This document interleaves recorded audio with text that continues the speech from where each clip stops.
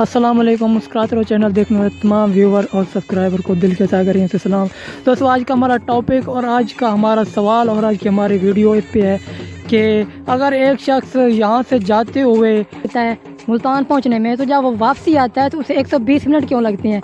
अगर आप इसका जवाब जानते हैं तो कमेंट्स बताएं। उतने में हम इन भाइयों से पूछते हैं। अस्सलाम वालेकुम भाईजान। वालेकुम सलाम। क्या हाल है जी? ठीक ठाक जी। हमारा एक छोटा सा सवाल है कि अगर एक शख्स यहाँ से जाता है मुल्तान, उसको जाते हुए 2 घंटे लगते हैं और जब वापस आता है तो उसे 120 मिनट क्यों लगते हैं? 120 मिनट जो घंटे 10-8 मिनट होता है ना, तो 120 मिनट ही लगने और तेरी के क्या बहुत अच्छे, वेरी गुड, बड़ा अच्छा जवाब दिया इसने।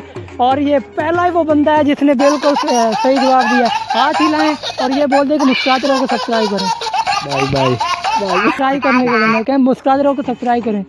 मैं तो नहीं आमदा। मुस्कुराते रहो को सब्सक्राइब करें। मुस्कुराते रहो सब्सक्राइब करें। जो भी कह रहे हैं आप उसको सब्सक्राइब कर लें।